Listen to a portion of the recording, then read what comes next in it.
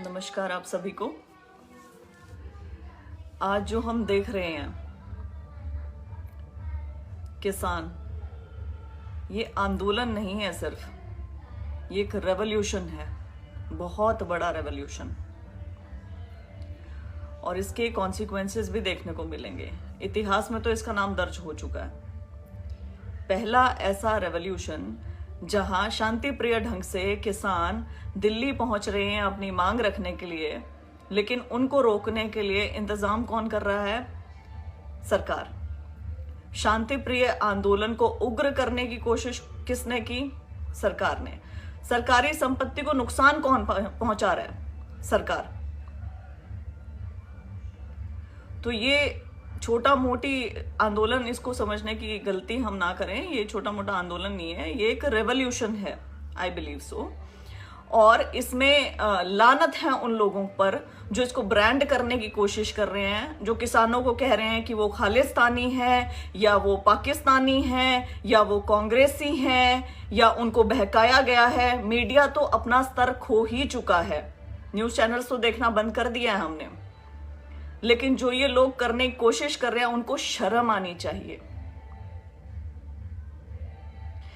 अन्नदाता है, हमारे लिए अनाज उगाते हैं, पेरिशेबल गुड्स उगाते हैं, फल सब्जियां जो हम डेली खाते हैं, जिसके बिना कोई इंसान जिंदा नहीं रह सकता, जीवित नहीं रह सकता। कोरोना काल में जब हम अपने घरों में दुबके हुए थे, तब ये किसान अपने खेतों में काम कर रहे थे, फसल की कटाई कर रहे थे, मंडियों में खड़े थे फसल बेचने के लिए। ऐसे में आप एक तरफा कानून ले आते हैं, 3 कानून इनके ऊपर थोप देते हैं। आप ये सोचें, हम सरकार बनाते हैं, राइट?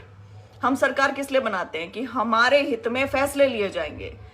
चलिए, एक बहुत बड़ा वर्ग है किसानों का, किसान प्रधान देश है ना हम, वहां पे डिसीजन मेकिंग में इंक्लूसिवनेस नहीं है, इनसे पूछा नहीं जाता है। इनको कहा जाता है तुम्हारे हित के लिए है, तुम्हारे ऊपर ये कानून लागू किए जा रहे हैं। लोकसभा में कोई डिस्कशन नहीं, राज्यसभा में कोई डिस्कशन नहीं, तुरंत पारित कर दिए जाते हैं और थोप दिए जाते हैं। ऐसे में जब एक डिसीजन हमारे ऊपर थोप दिया गया, यदि हमें नहीं ठीक लग रहा है वो डिसीजन, तो हम तो उसके खिलाफ प्रोटेस्ट करेंगे ना। अपने अपने प्रदेशों में बैठकर प्रोटेस्ट कर रहे थे, शांति प्रिय ढंग से प्रोटेस्ट कर रहे थे। जब लगा कि 2-2.5 महीने निकल चुके हैं, किसी के कानों पे जूं तक नहीं रेंग रही है, और चलो हमें दिल्ली चल के ये बात अपनी करनी है, तो उसको रोकने के लिए ऐसे इंतजाम, जैसे किसी आतंकवादी को रोकना चाह रहे हो आप। आपने क्या कुछ नहीं किया। एक शांति प्रिय ढंग से काफिला निकल रहा था, आपको उनको सेफ पैसेज दे देना चाहिए था। सेफ पैसेज देते, उनको एक सेफ जगह देते जहां वो बैठ के शांति प्रिय ढंग से अपनी बात रखते। हमारा ये फंडामेंटल राइट है, आर्टिकल 19 के under, right to protest peacefully, ये है। अब यहां पे यदि आप कोरोना का बहाना बनाते हैं, तो साहब बहुत बड़ी बड़ी रैलियां हुई हैं यहाँ बड़ौदा उपचुनाव में भी, और बहुत बड़ी बड़ी रैलियां हुई हैं बिहार चुनाव में भी, वो भी हमने देखा है। तो कोरोना तो सहूलियत के हिसाब से हो गया। मतलब यही किसान यदि आपकी रैली में आ रहे होते तो इन्हें सेफ पैसेज मिलता ना। अब क्यों नहीं? वाटर कैनन इस्तेमाल की जा रही है, आंसू गैस के गोले इस्तेमाल किए जा रहे हैं, बैरिकेडिंग इतनी बड़ी बड़ी, इतने बड़े बड़े पत्थर ला ला के आप इनके रस्तों में रख रहे हैं, जैसे ये हम भारत के नागरिक ना हो। 7-7 लेयर बैरिकेडिंग की। आप ये देखो, यहाँ पुलिस वालों को भी मैं गलत नहीं कहूंगी, क्योंकि उनकी ड्यूटी होगी, उनको करनी पड़ रही है, उनको ऊपर के ऑर्डर मानने पड़ते हैं, राइट? लेकिन सबसे बड़ी गलती पता है किसकी है? जो इसको ब्रांड करने की कोशिश कर रहे हैं कि भैया ये तो खालिस्तानी है, ये तो खालिस्तानी मूवमेंट है। शर्म से डूब के मर जाना चाहिए जो भी ये लोग बोल रहे हैं। जो भी 20-30 मिसक्रिएंट्स इसके बीच में घुसे होंगे ना, कौन इस आंदोलन को विफल करने की कोशिश करेगा? सोचिए, कौन करने की कोशिश करेगा? वही इसको खालिस्तानी कहेगा जो इसको विफल करने की कोशिश करेगा।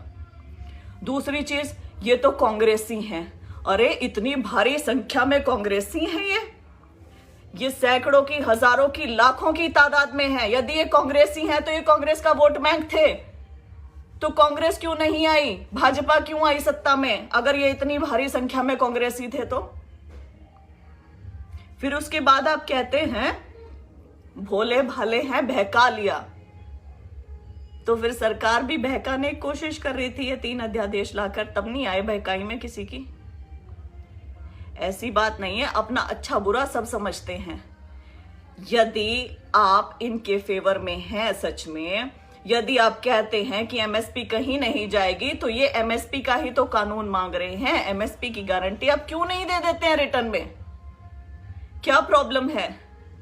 आपको क्या करना चाहिए था? यदि आपके कानून इतने अच्छे थे तो आपको कम्युनिकेट करना चाहिए था सबसे पहले, इनके साथ बुला के बात करनी चाहिए थी, कोई म्यूचुअली एग्रीएबल सोल्यूशन निकालना चाहिए था। आपने तो इन्हें छोड़ दिया है। अब यहां पे कुछ लोग ये भी कहते हैं कि जी अगर उग्र हो गया तो उसकी जिम्मेदारी कौन लेगा? मैडम देखिए, यदि उग्र हो गया तो ये सेकंड सिचुएशन आती है जो हम आगे सोच सकते हैं। अभी तो नहीं हुआ ना उग्र। उग्र करने की कोशिश कौन कर रहा था? और यदि इसी डर से हम प्रोटेस्ट करना छोड़ दें, अपनी मांगना छोड़ दें, तो लोकतंत्र का क्या मतलब हुआ? कुछ नहीं हुआ ना। क्या करें? ये मान ले जो सरकार ने कहा है, जो उन्होंने लॉ लेके आए वो मान ले चुपचाप, और वैसी ही जिंदगी जीना शुरू कर दें, मर जाएं, अपनी बात ना कहें। इतनी छोटी सी बातें क्यों नहीं समझ में आ रही हैं लोगों को? कैसे तुम ब्रांड कर रहे हो? उन्हीं का ये अनाज बोया हुआ खाते हो। सोचो, कुछ सोचो। इतनी भारी संख्या में ना कोई कांग्रेसी नहीं है, कोई खालिस्तानी नहीं है, और ये बहुत गलत बातें जो चल रही है। और ये जो मीडिया है, ये तो सीरियसली इसे तो देखना बंद कर देना चाहिए हमें। एनीवेज, तो क्यों लाए गए ये कानून? क्यों इनके ऊपर थोपने की कोशिश हुई? अगर ये अच्छे हैं तो इन्हें बताओ। आज कृषि मंत्री जी का हमने सुना कि 3 दिसंबर को बुलाया है उन्होंने बातचीत करने के लिए। 3 दिसंबर को क्यों? आज क्यों नहीं? कल क्यों नहीं? 3 दिसंबर तक भी क्यों वेट करें वो लोग? क्या कहेंगे आप इन्हें? एमएसपी की गारंटी का कानून मांग रहे हैं, रिटर्न में दे दो। देखो, बिल सही है गलत है उसके ऊपर हमने पहले बहुत बार बात करी है, वो सब चीजें ठीक है, लेकिन जिस तरीके से इनके साथ व्यवहार हुआ, हमारे अन्नदाताओं के साथ व्यवहार हुआ, हमारे किसान भाइयों के साथ व्यवहार हुआ, वो बिल्कुल अनुचित था। इनके फंडामेंटल राइट्स का हनन कर रहा है वो। जो शांति प्रिय ढंग से प्रोटेस्ट करने की कोशिश करना चाह रहे हैं, उनके साथ इतना बुरा व्यवहार, मतलब मैं वो देख के हैरान हूं, इतना बुरा व्यवहार। और उसके ऊपर कुछ बुद्धिजीवियों का विश्लेषण जबरदस्त उसका, कि तुम क्या कॉन्स्पिरेसी थ्योरीज बना रहे हो, मतलब क्या कर रहे हो? एक आदमी यदि किसी चीज से तंग हो रहा है तो वो अपनी बात कहने का भी अधिकार नहीं रखता है, मतलब तुम्हारे हिसाब से। तो मेन चीज पता है क्या है? मेन चीज ये है कि WTO के अंदर ना, WTO में world trade organisation, India member है, वहां का पीस क्लॉज हो चुका है एग्जॉस्ट। इसलिए एमएसपी को रिटर्न में ये दे ही नहीं सकते हैं, किसी भी कारण से नहीं दे सकते हैं। तो यदि दे नहीं सकते हैं तो ये चीज भी तो कम्युनिकेट कर सकते हैं अच्छे से। मैं इसका आगे और विश्लेषण करूंगी अच्छे तरीके से, क्योंकि मैं बहुत सारे इंटरनेशनल एंगल्स भी समझ रही हूं और मैं जरूर आऊंगी इसके ऊपर। लेकिन अभी के लिए मैं विनम्र निवेदन करना चाहती हूं सरकार से कि ये भारत के नागरिक हैं, ये हमारा ऐसा तबका है जो शुरू से शोषित रहा है। ये लोग शुरू से चाह रहे थे कि इनकी फसलों के दाम बढ़े, आपने इनसे एमएसपी ही छीन लिया। तो अब फसलों के दाम बढ़े तो आगे की बात है, पहले तो एमएसपी बचा लें, उसकी लड़ाई है। और यदि ये लड़ाई लड़ना चाहते हैं पीसफुली, तो कृपया करके आप इनका सहयोग करें उसमें, ठीक है? आज के जमाने में क्या हो गया? आज के जमाने में ये हो गया, आप प्रोटेस्ट करेंगे तो आपको ब्रांड कर दिया जाएगा, आपको देशद्रोही बना दिया जाएगा, आपको कांग्रेसी बना दिया जाएगा, आपको खालिस्तानी बना दिया जाएगा, एंटी नेशनल, एंटी हिंदू, पता नहीं आपको क्या क्या बना दिया जाएगा। क्यों भाई? एक पार्टी एक देश कैसे हो गया? यदि कोई पार्टी सत्ता में है तो वो क्या इज इक्वल टू देश हो गया?